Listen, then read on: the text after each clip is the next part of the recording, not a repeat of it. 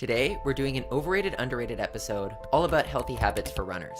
Here to help make these determinations is lifestyle medicine expert and recent New York City marathon finisher, Richard Rosenfeld. Most of you know how this works already, but basically we'll go through a series of topics on life that are believed to be healthy so that Rich can weigh in on whether they're overrated or underrated when it comes to being a healthier runner.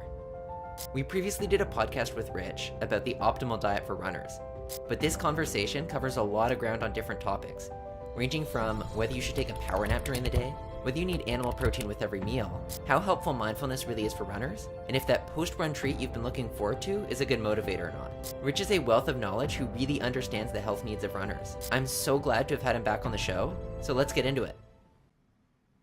Okay, RC, I'm joined by an expert in lifestyle health and nutrition who has been on this show before, but Rich Rosenfeld, it's good to have you back. Great to be back. Thank you. Awesome. So just to get us warmed up, I'd love it if you could give a quick intro of yourself, and also, how does your role relate to running? Yeah, so I'm a physician, been in practice over 30 years in Brooklyn at the Downstate Medical Center, ear, nose, and throat, but my real passion is lifestyle medicine, which I've been involved with for about 8 years and board certified. And about 10 years ago, decided to make a life change and lost some weight, started working out, and for the first time, started running.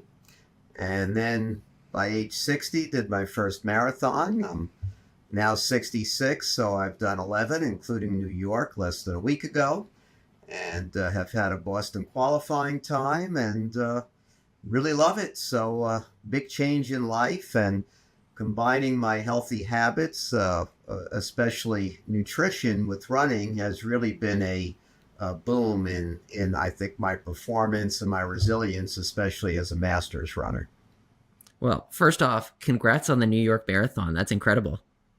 Thank you. And I actually was 18% in my age group. It was a 4:13, so didn't quite get me a Boston time, but I did better than 82% of the other old folks in my group, so I was pretty happy with that.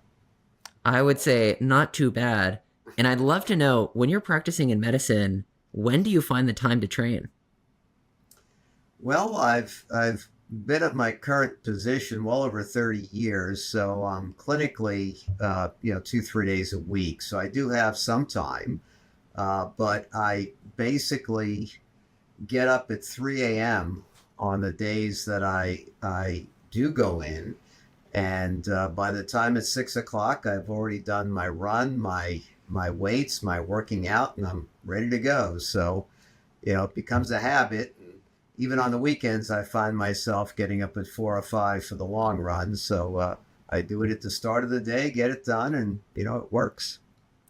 And I think for a lot of our listeners, they probably have to get in early runs as well to make sure they fit it in before work. But 3 a.m. is definitely on the early side. So curious, as a lifestyle expert, is it actually healthy to get up at 3 a.m. or is this more a passion project to run a quick marathon time?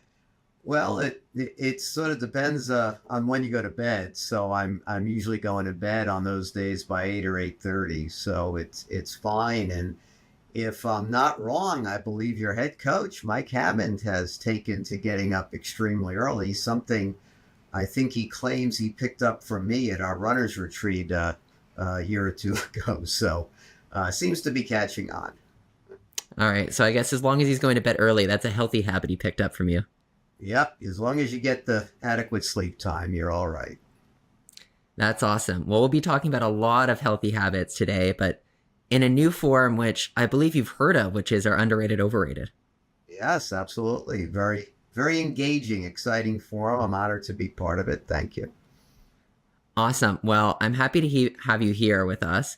And as usual, we're going to go through our normal format where we're going to break it down into categories and get your thoughts on whether each one is overrated or underrated.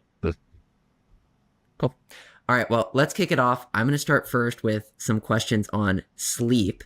And I think it's great that you started off with the 3 a.m. wake ups because we're already on the topic. But the first question I'm going to ask you, is it overrated or underrated to try to make up for a night of poor sleep by sleeping more the next night? That is absolutely overrated. And the analogy I like is to think of a stovetop with a hot burner and then put a bowl of ice next to it. Stick one hand in the ice, the other hand on the hot burner, and say, gee, on average, I feel pretty good. It just doesn't work. Uh, there's something called social jet lag, which is how your average sleep time on 8 days or work days varies from rest days. And if that's more than an hour or two, it's very bad for your health. It leads to increased mortality, more stress, cardiovascular problems. So really sleep regularity is key here. And if you're going to vary when you go to bed, wake up, if you keep it within an hour or two, you're usually okay. But, trying to just pick all this up on the weekend doesn't work. And last thing I'd say, Corey, is about the duration. So if you're sleeping less than 6 hours or six or under on average, you're putting yourself at increased risk for heart problems, strokes, dementia, Alzheimer's, all sorts of nasty things. And what's interesting is if you sleep too much, if you're in bed 9 hours or more, you also have increased risk of heart disease and strokes and high blood pressure. So you got to find that sweet spot, but can't make it up. Yeah, I think obviously definitely getting enough sleep is important, but it's interesting you draw the line at about 6 hours because I know often it sounds like the recommendation is 8. Is 6 to 7 enough hours if you have a hard time getting enough? Yes, and this is based on lots and lots of research studies, very robust. So 6 to 8 is the sweet spot. You get below 6, you're in trouble. You go above 9 or so, it's not good. It's a U-shaped curve. So yeah, 6, 7. I think ideally 7. I certainly strive for 6.5, 7, 7.5. But if you're in that window, you're fine. Awesome. Cool. Well, I'll go to another topic related to trying to catch up on sleep, but what about power naps? Are those underrated or overrated? Probably underrated. Power naps are great. They really increase your productivity, your attention, your ability to learn, to handle stress. And, the key is doing it right. So, a 20-minute power nap is ideal. You're going to wake up alert and energetic, but you're not going to be sluggish. You don't really get into the REM or deeper sleep.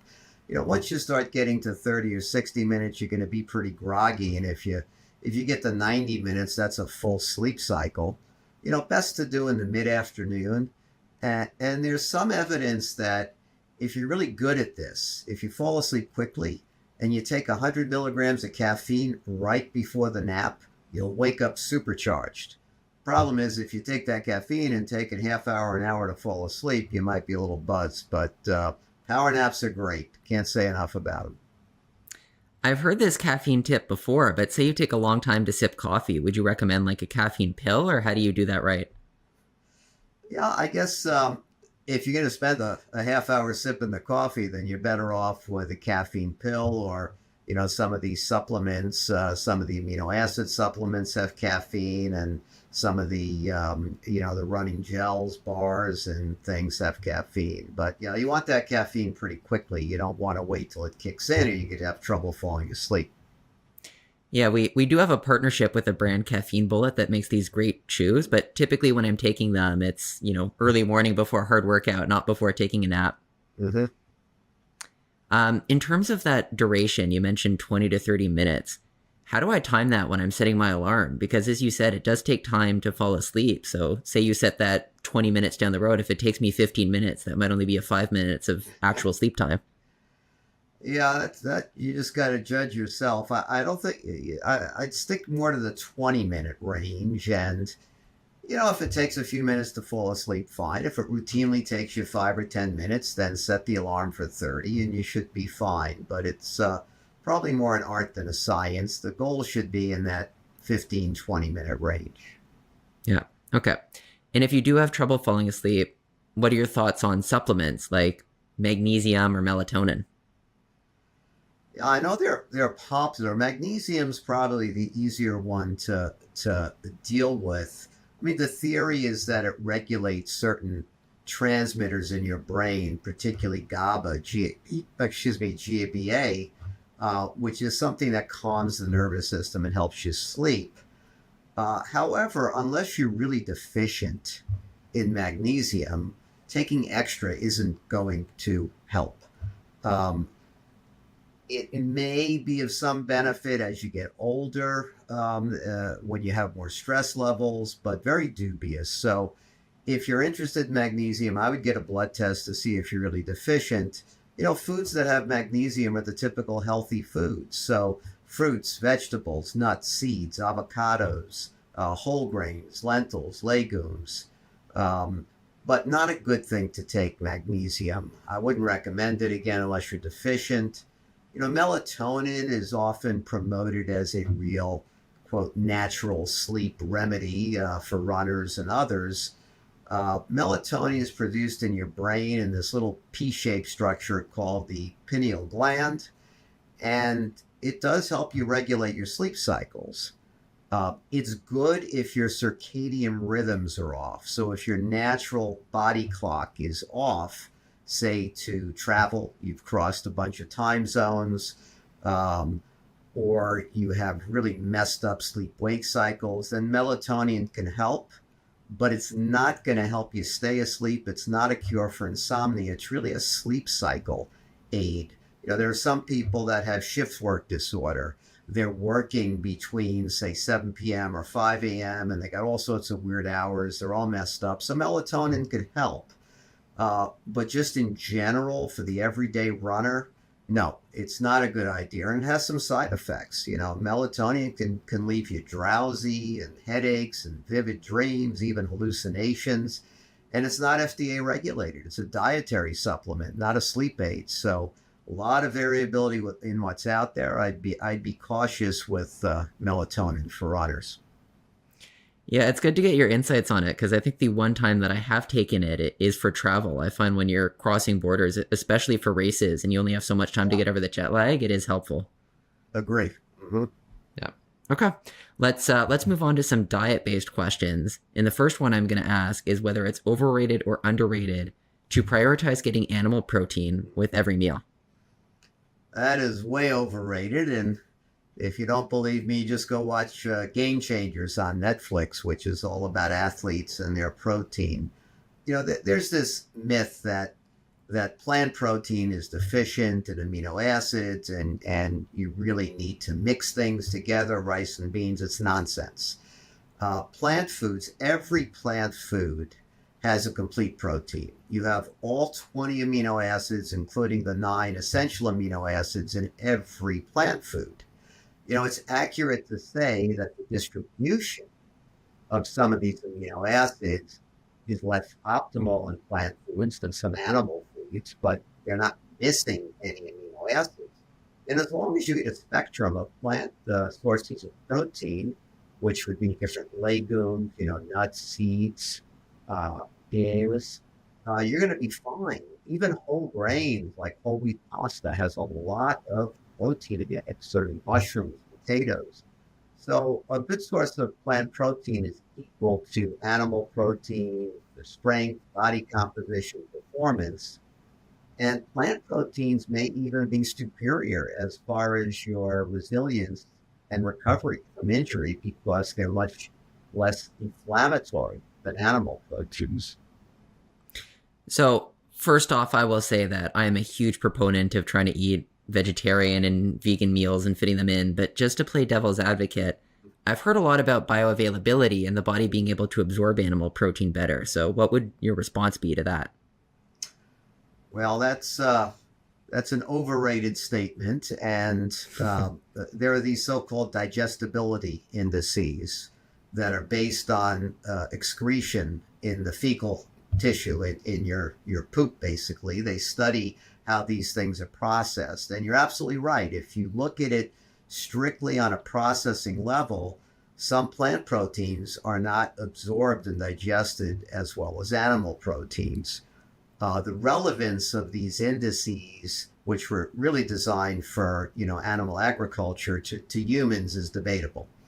And if you're really paranoid, you just up your protein by 10% if you're eating all plants. But that statement that you just can't digest it well, it's not going to work, is nonsense. And all you have to do is ask a bunch of these elite athletes who just eat plants. So, you know, of relevance to our community, ultra runner. You know, Scott Jurek is purely a plant-based. You have Fiona Oakes, who's a marathon runner, done over 100 marathons on every continent. Triathlon stars like Lisa Gawthorne, or even Olympic sprinters, Morgan Mitchell. I mean, I could go on and on. Rich Roll, Venus Williams, Novak,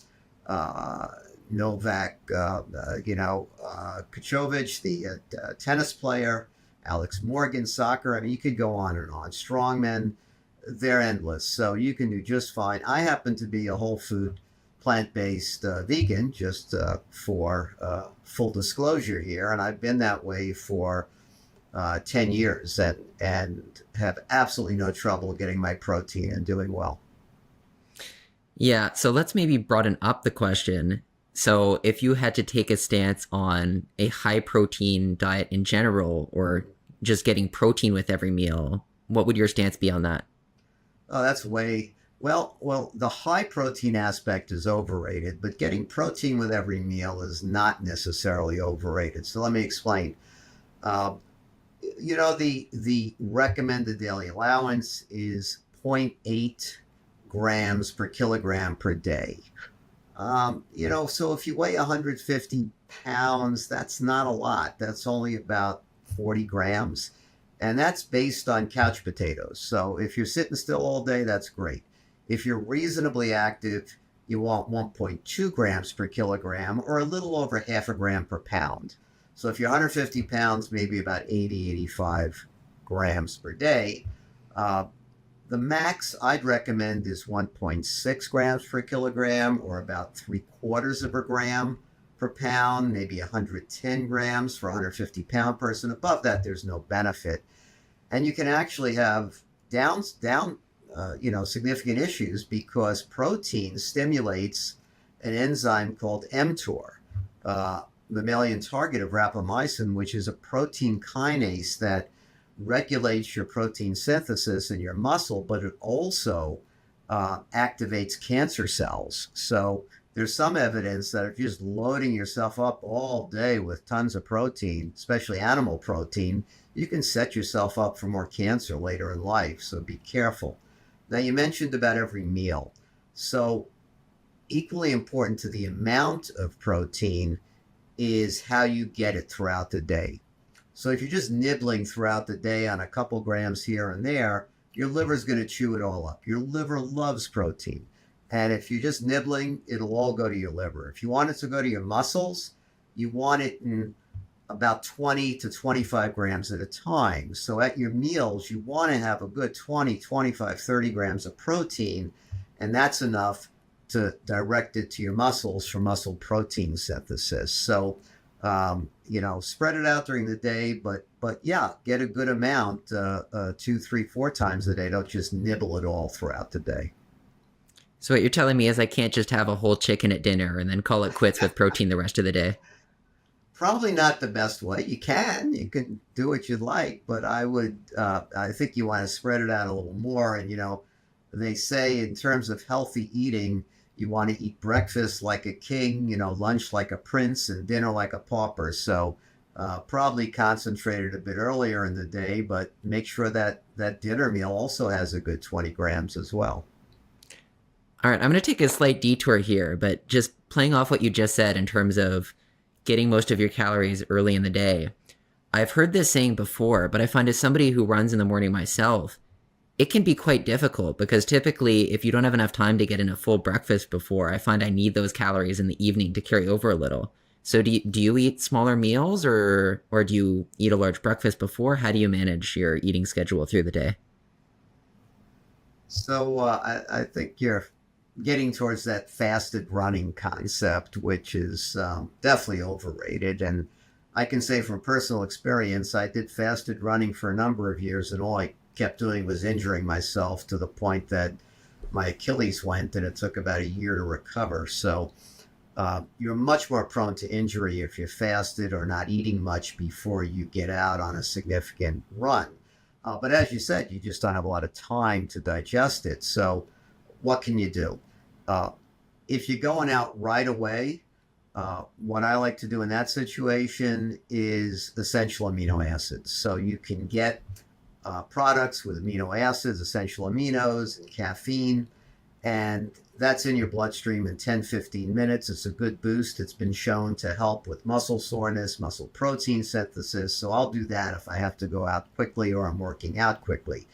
If you got 20, 30, 40 minutes, you can eat some carbohydrates. Any of the gels, or even something like dates or figs, or any type of, quick, sugary concentrated food. If you've got 2 hours or longer, you can eat a meal. But you generally don't want to just go out there with everything on empty. It's a recipe for injury. Yeah, you're beating me to the punch a little, because I was going to ask about fasted states, but typically when I run, I am having something before I eat. It might be like some cookies or a gel or a granola bar, but it's not a full meal. So I do find if I eat more the day before, it's a little more satiating. Yeah, the whole loading concept and eating the day before it's debatable. It could be more psychological than physiological, but I think it's a matter of figuring out what works for you as a runner.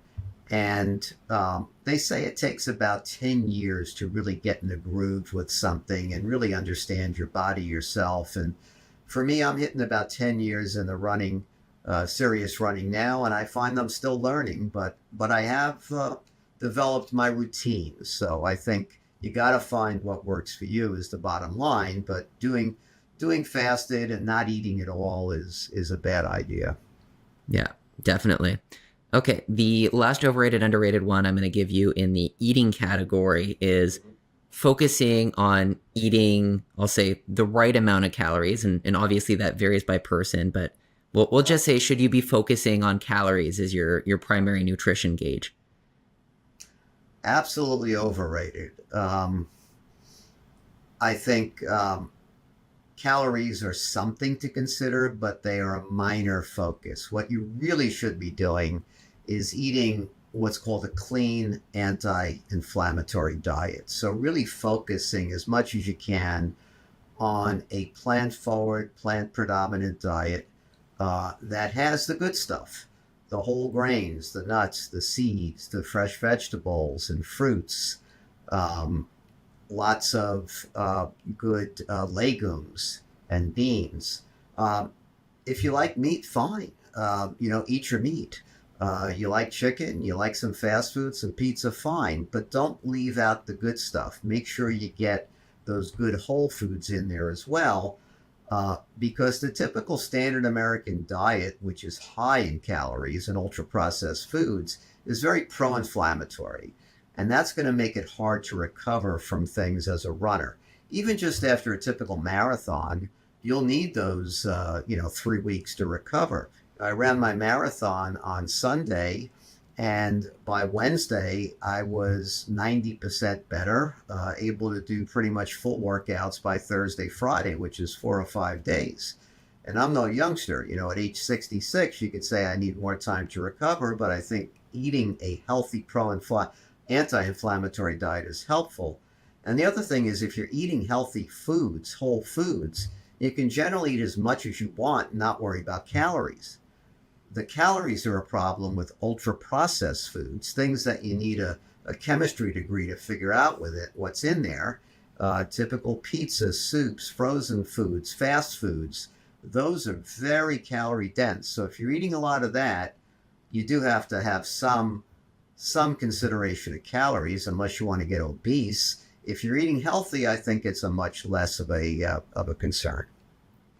Yeah, and I'm going to assume that we're talking about balance here and not completely throwing these out the window. So I'd love to know, after running the New York Marathon, what's your celebration meal? Well, I met the family, and I hobbled over to a place called Les Botanistes, which is a vegan restaurant. I did have some vegan desserts that had some sugar in them, which I don't usually have. I typically stay away from the SOS in food, salt, oil, sugar. But all my kids are vegans as well. My wife is flexitarian, so What I like to celebrate after long runs on weekends is I like to go out for Indian food. I love particularly South Indian food. So, but I don't really view eating junk food as a celebration. I just like eating more of the foods that I enjoy. Yeah, that does sound tasty, though I don't know if my stomach could tolerate an Indian curry right after a marathon. Okay, I think I'm going to wrap up the food category and let's go on to mental health. And let's start with keeping a training log or diary. And for the purposes of this question, I'm going to say a physical written training log or diary. um, I'd say either underrated or overrated, depending on your personality. It's similar to me to budgeting financially. Some people, if they don't budget, they're going to go broke and have big problems. Others, they just sort of auto-regulate and they don't even need a budget. Um, Especially, I think if you're a new runner, logs could be great. Uh, a great way to look at what you're doing and plan for the future. At a minimum, you're going to put in there your distance, your time, your pace, maybe some comments about how you felt during a run, and you can, track your progress, understand what leads to injury, how to avoid injury. And certainly for elite runners and, people working with coaches, you're going to keep a log. Personally, unless I'm really training with a coach or following a program, I don't keep a log. I just sort of mentally track what happens. But I think for overall, it's probably underrated and a good idea, especially for novice runners or people looking to really grow and learn from what they're doing. Well, if you're looking for some coaches to take your running to the next level, we know a few. Well, I did work with Mike Hammond prior to Philly Marathon last year, and I had my Boston qualifying time after that. So I'll give all the credit to Mike, but it was a good experience. So yeah, coaches are great, and I think you also have an app that you use where you put in your miles and your comments, and it allows you to train and share it with others. So it's a very useful thing. Yeah, the RC app is definitely great. Are you going to be running at Boston next year if you ran a qualifying time?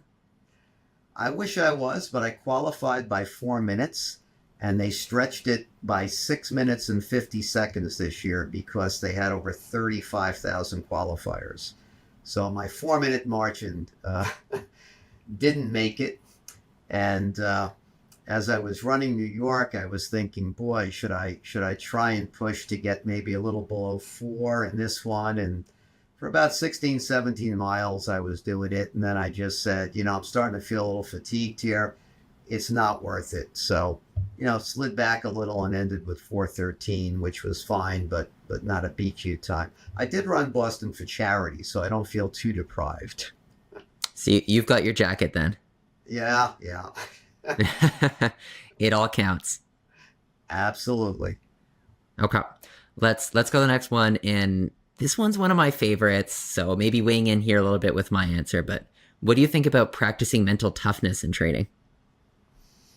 I think that's underrated. Most people, I think, equate just super training and hard work and working out, build those muscles, build the endurance, that's the key to running. But, I think it's clearly as much, between the ears as it is between the thighs. A lot of running is mental. Your brain ultimately is what's going to control your ability to exercise and perform.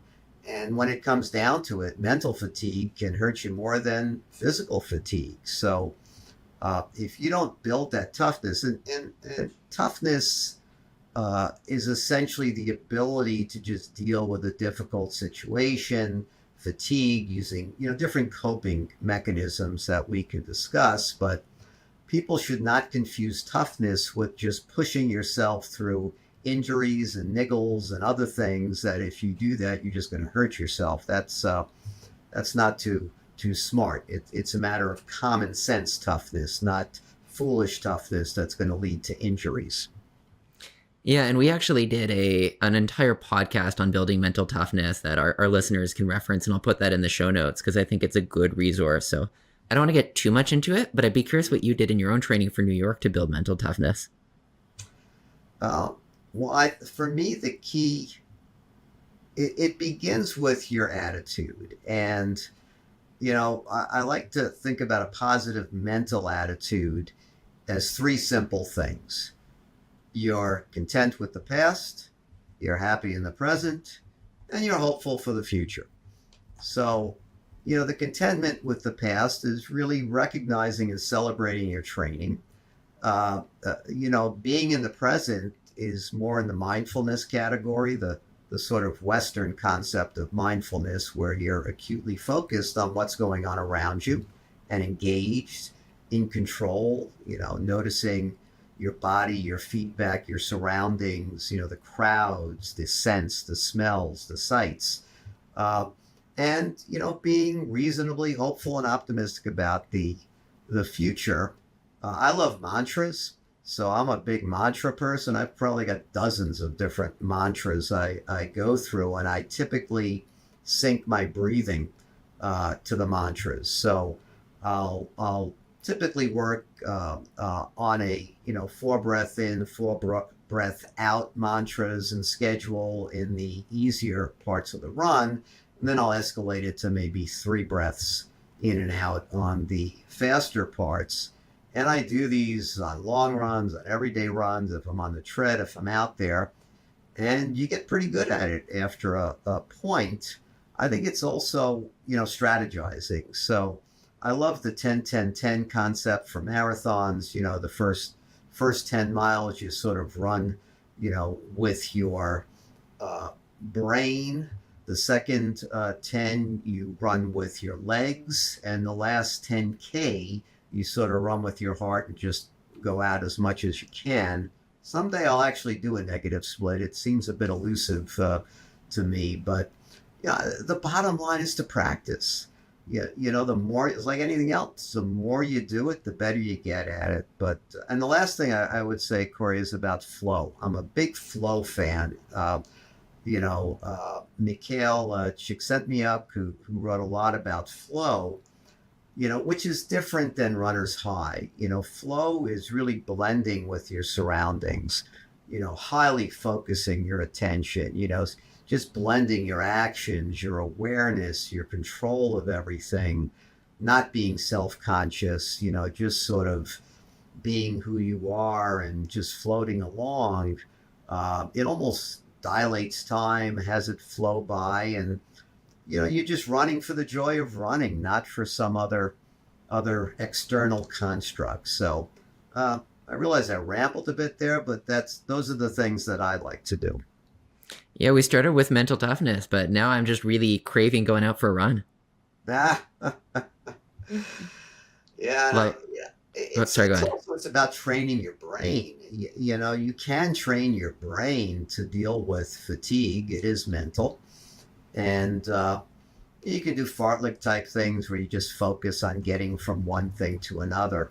A goal post or a signpost, or finishing the block, or getting to a store, or a crack in the sidewalk.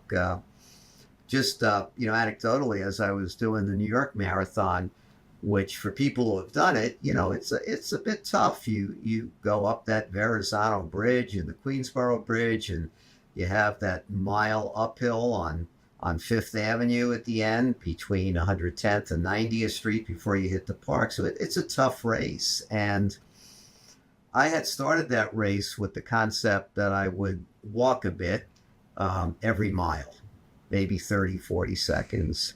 And as I got into the race, after about 16, 17, 18 miles, I say, I'm starting to feel this. And I purposefully added an extra walk break in the miles, and by the time I was at the end, I was walking 2 or 3 times per mile, and it builds your mental toughness because it is such a great break once you do that walk. It just clears the mind, resets everything, and then you go again. So lots of different ways.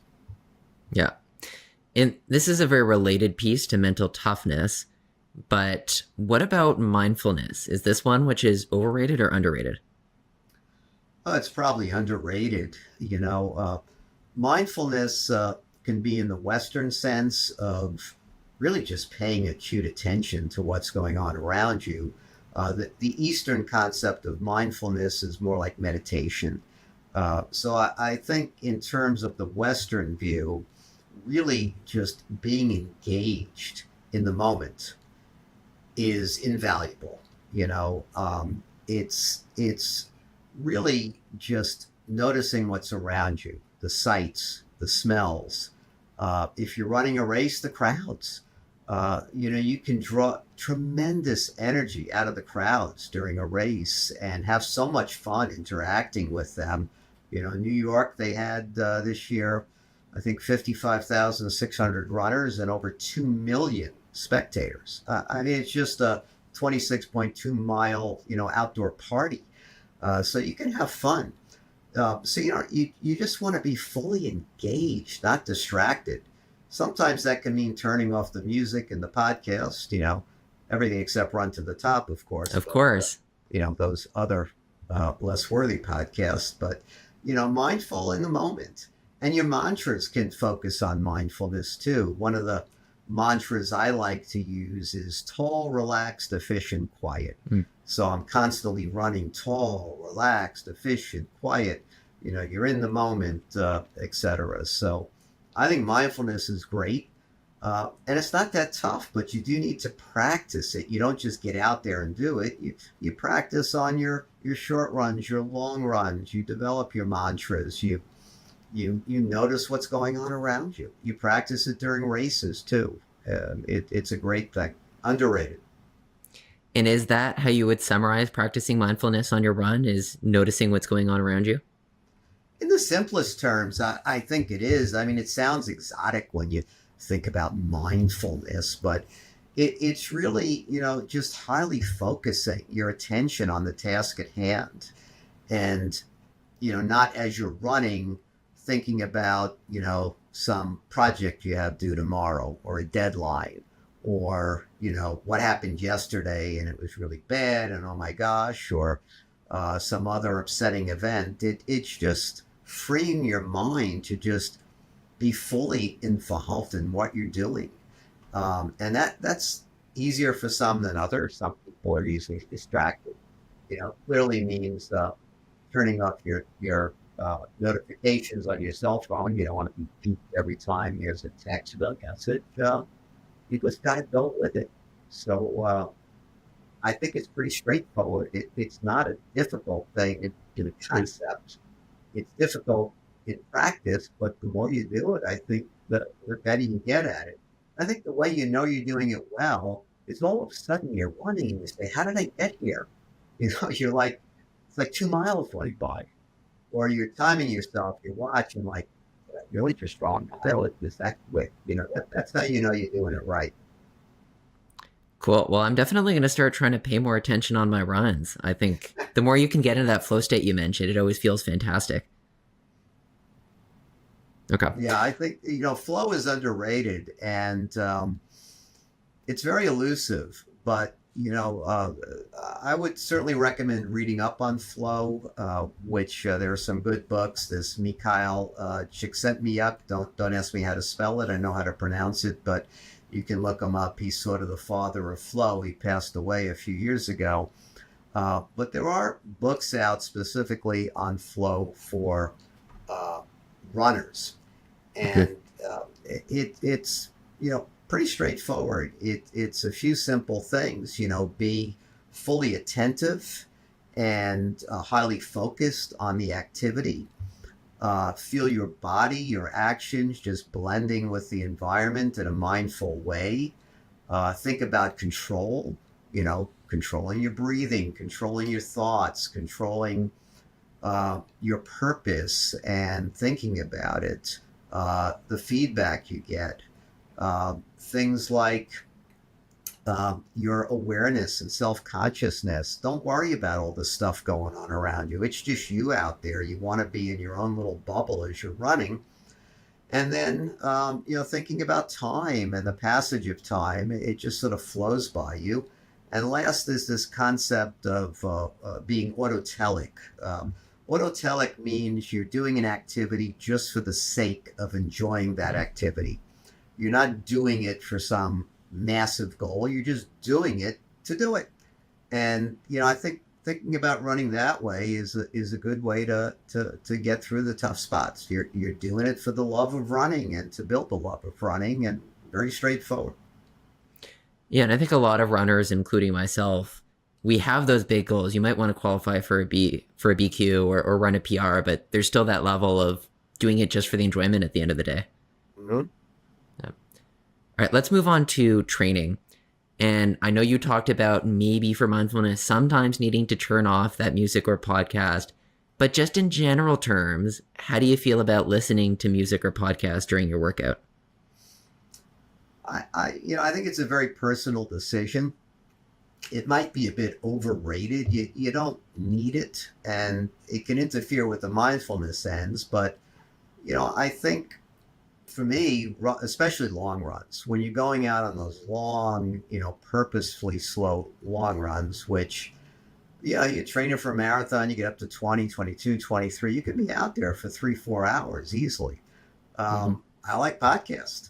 I like lining up my podcast the night before and seeing what I'm going to listen to. Some people enjoy music more. I'm personally not a music person, but if you're going to do music, it can help you sometimes get through things if you sort of align the beat of the music with what you're trying to do. It's a very personal decision. But I think as long as it's not detracting from your mindfulness too much and your ability to just be one with the environment and enjoy and notice it, if all you're doing is focusing on a podcast and music, then you're sort of not helping yourself, I think, in that way. Yeah, not to say it too many times, but listening to Run to the Top is obviously underrated, right? That is underrated. Absolutely. I'll say the one time I find it difficult to listen to anything is when you're running, some of these big races, majors, and just the sounds, the deafening sounds of the crowds are just so cruel. Why would you want to drown it out with a podcast? I mean, there's just so much interesting stuff going on around you that it seems almost, counterproductive to bury yourself in a podcast, which you probably can't hear anyway because of the sound intensity in the street. Yeah, I find listening to music or podcasts, for me, it's a way to kind of tune out the world around me. And when I'm in a major, a big race, that's the last thing I want to do. I just want to soak in the environment. Agreed. Yeah, 100%. Okay, this one kind of falls in between maybe workout training and also food, but how do you feel about motivating yourself to run or work out with post-workout treats? So this could be anything. This could be, beer, cookies, cakes, whatever, but just the general concept. I personally would say it's overrated. I think having that as your motivation is a very weak motivation. We always say that you need your why with running. And, your why can be very short term. It can be doing a specific race. It can be longer term that you're just trying to, build your self-image and set an example for others. It could be long term, living long, being healthy. And I would say preserving your brain health is probably one of the best benefits of running, reducing Alzheimer's and other, cognitive problems that come up later in life. But if you're running to eat a treat afterwards, bad idea. It's tough to lose weight running. Your weight is going to be more dependent on your eating patterns than running. People run a marathon and they stuff themselves with tons of bagels and junk food afterwards, and they probably gain weight because even in that marathon, you've probably only burnt off about 2,300 calories, and you could make that up in a second with ultra-processed food stuff. It's easy to do. So within reason, if you want to use it that way, again, I mentioned I like Indian food sometimes. So to me, after a long run, I can think about what breakfast I'm going to have, or I'm going to have Indian food for lunch, or this or that. But I prefer to get the enjoyment from the activity itself. And let me make one other distinction here. There's two types of pleasure psychologically. There's hedonic pleasure and there's eudaimonic pleasure. Hedonic pleasure is something you get very quickly. So you eat something tasty. Wow, this tastes great. I feel good. You see a show.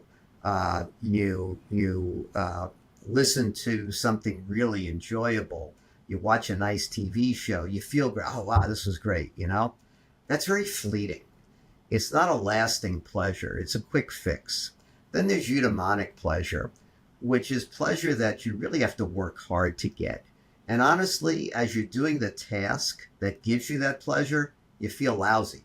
So running a marathon, you don't usually feel too joyful as you're doing it. I mean, yeah, you get certain pleasure out of it, but it's tough. But afterwards, you have this lasting memory and experience, this eudaimonic pleasure that can last for years. I mean, it can last a lifetime, depending on what you did. So I'm more for the more difficult to achieve pleasure in the activity itself. You want to treat afterwards, and it helps you find. But if that's your main motivator, I think you need to reassess. I think I find pleasure maybe in those first 2 or 3 miles of a marathon, and then beyond that, it pretty much takes until the finish line. Yeah, but New York, Staten Island, you go uphill for a mile on the bridge, so that's not pleasurable. I'm going to contest you on that one. You might appreciate Boston more then, because you have all the downhill in the first half, and you kind of pay the price later. Yeah, first 8 miles or so downhill, going out of Hopkinton. Yeah, absolutely. It's not the course where you're going to get your negative split. No. All right, let's go to our final category, which is going to be, I'll call it on the run, just different lifestyle, healthy habits to practice while you're running. And you've already kind of talked about this first one, but let's talk about taking walking breaks, whether when you're training or when you're racing. Yeah, I think that is supremely underrated. And it's almost like put out there like a bad thing. Oh my gosh, you had to walk. I have, I listen to certain classes on the tread and they'll always say, oh yeah, we're doing intervals today. So don't walk, just, cut back and jog. And if you have to walk, that's no good. You want to get used to running. Nonsense. Walking breaks are terrific. Obviously the walk, run, walk pioneered by Jeff Galloway, is an amazing thing, and people do sub 3 marathons with walking breaks. So I think in general it breaks things up beautifully. So you walk for 30 seconds, 45 seconds. Longer than that the blood pools, so you don't want to do it too long. But on long runs, every mile I like to take a little walk break. It just refreshes the mind. It's a different set of muscles than running, and it's very helpful. If you're injured, walking breaks are wonderful. I had an Achilles problem, and I had the Chicago Marathon coming up, and I wasn't in good shape. I did the entire Chicago Marathon with 2 minutes of running and 30 seconds of walking, repeat ad nauseum. Now, granted, I finished in about 4:55, but I felt fine at the end. As opposed to if I tried to run it the whole way, I would have been miserable. So nothing shameful about walking. I would encourage people to do it intelligently and, read the Galloway method or some other method to do it. You can do it in races, and there are calculators you can use online to figure out if you're going to do a certain time walking and running, what pace you need to achieve your overall goal pace. And the last thing I'd say, it's ideal on the long runs. If you want to do walk breaks on long runs, they're wonderful.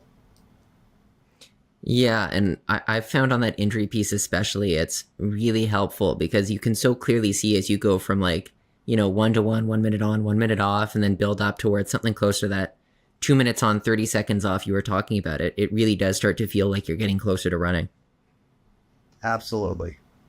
All right. What about taking a break from running entirely? And I don't mean giving it up for life, but I know people will, sometimes decide I'm going to take a month off or even 2 months off after a training block. Are you a fan of this, or do you prefer to kind of keep the ball rolling, so to speak?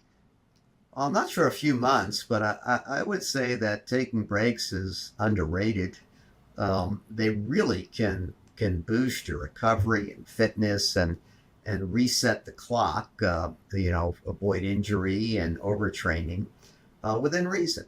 We take breaks during a typical taper in a half or a marathon, and psychologically it's tough. You get to that last week, and there's a couple of rest days, and you just think, "Oh my gosh, I'm falling apart. I'm never, how is this good for me?" And after a training cycle, uh, long cycles, say 4 or 5 months, taking a week or two off is not a bad idea. People will say after a longer race, like a half or a full marathon, some people recommend a full day for each hour, each mile of the race. So you're getting into 3 to 4 weeks for a marathon and 1 or 2 weeks for a half. Um, I think what you do is depends on how you feel. Uh, as I said earlier, I felt kind of fatigued for a few days, but within 3 or 4 days, I was feeling fine. So I went out and did some, significant running, and I'll be back to a normal schedule in a few days, a week after my marathon, because I feel okay. And I think a lot of that is healthy anti-inflammatory diet. Now, if you're really fatigued, you shouldn't be pushing yourself. You should be taking breaks.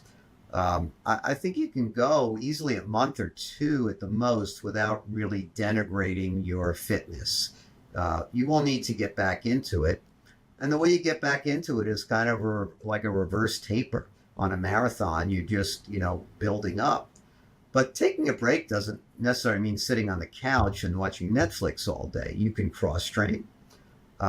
Swimming, cycling is low impact. Even things like tennis, pickleball, whatever you want to do. Certainly stretching and mobility work should go in there. So I wouldn't advise a break where you just sit around like a couch potato for 2 weeks, but something should be going on there. And it's a good way to reset things. I think it's underused, and people worry that if they take this break, they're going to lose their fitness, which simply is not the case. No, definitely. And I think especially if you're practicing those other activities like you talked about, whether that's more organized sports or even just, walking around and cross training. Yeah, we were in the cross training concept. I think it's worth mentioning the importance of doing resistance and weights.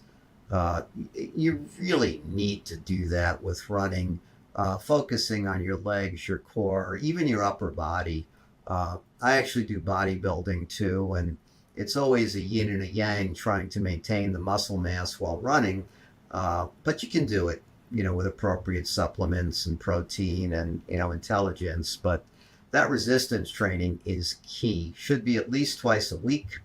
And you're not looking to build big muscles. You're looking to just improve your ability to run. It strengthens your joints. It builds the collateral muscles. It helps you, especially if you're getting older. Masters runners above 40, every 10 years you lose about 10% of your muscle mass, called sarcopenia. You're going to delay that if you do some resistance work. So I'd emphasize that as well. Yeah, I think those are all great notes. And that's going to bring me to the last overrated, underrated question of the day. And before you answer this, Rich, I want you to keep in mind that Coach Michael Hammond will most likely be listening to this. Oh. But overrated or underrated, following a training plan from a running coach? So I'm a convert on this. If you asked me 10 years ago, I'd say overrated, but I can firmly say it's underrated now. And I think even people who are very self-sufficient and self-motivated, and you can find lots of things on the internet, training programs, books, a lot of good advice, but there's no substitute for working at least once with a coach over a training cycle. I think you just really get a different picture of how to structure the workouts, how they fit together. The big thing I learned in working with Michael was really more race specific training towards the end, incorporating that race pace into your intermediate and long runs at the end. And adding burst and ways to do striders and other aspects that you wouldn't always think of on your own. And even if you're, doing something through Peloton or something else where you're working with some of the instructors, it's not the same as working with a coach. And the nice thing about it is it's inexpensive. It can be done over the internet. You don't have to do it in person. So I think people should at least try it for one training cycle, 16 weeks or so for a marathon, maybe 12 for a half, and then pass judgment. But I think it's terrific and would absolutely highly recommend it. And although not related to coaching, I would also recommend the running retreats, there are various places that do it. Of course, your group is Runners Connect is the best. But I did that about a year and a half ago, the Flagstaff retreat. And that was fabulous, just being around other runners and talking to people. It just gives you a whole new perspective on things. So, don't be an island, take advantage of others, mentors, coaches, retreats. And I think you'll not only get better, but be happier and enjoy the sport. In my extremely biased opinion, I could not possibly agree more with you, but can you please give the disclaimer that we're not paying you to be here? Absolutely. This is, nothing to disclose here other than I just love running. And I think, at Runners Connect and the Run to the Top, you guys do a great job. And for me, it's the greatest honor to be part of this podcast. But, I get no compensation, zero. Unfortunately, I don't know, maybe after this we should work something out. But no, there's nothing. It's just purely for the love of the sport and for the love of good people or good dates. Awesome. Well, I appreciate it, and that's really great to hear. Do you have any upcoming goals? Any other marathons you might run after New York? Well, my goal now is at age 66. I've done 11 in the past 5 years marathons. I have Rome coming up in the spring, which I understand is fun, except for the cobblestones can be tough. And I signed up with Team for Kids, the New York Roadrunners group, for Berlin in the fall, because if I do Berlin and Tokyo, I've got the big 6 done. So that's the goal. But my goal is to be running into my 70s marathons.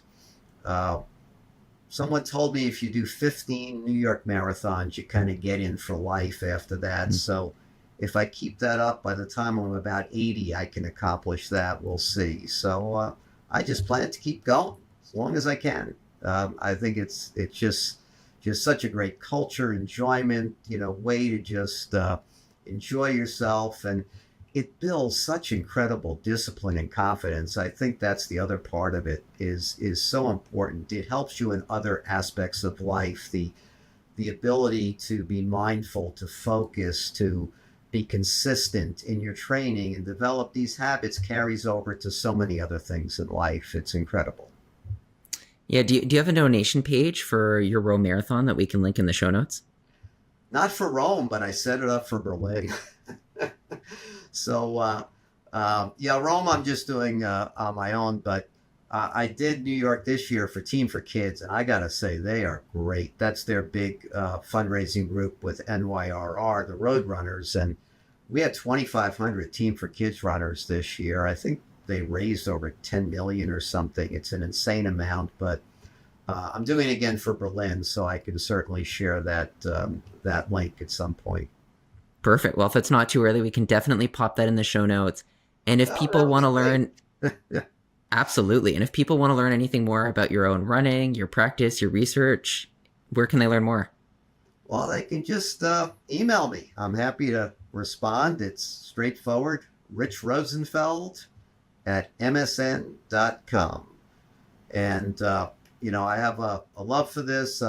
I've done some recordings, some videos, things on YouTube. You can find some things I've done and other videos recorded. But, happy to just speak to anybody. Rich Rosenfeld at msn.com. Awesome. Well, we'll include that in the show notes as well. But Rich, I really appreciate you coming on and joining me for an episode of Overrated, Underrated. Thank you. This has been fun, and again, a big honor. Thanks, Corey. Really appreciate it. It was great having you, and good luck with your preparations for the Rome Marathon. Thank you.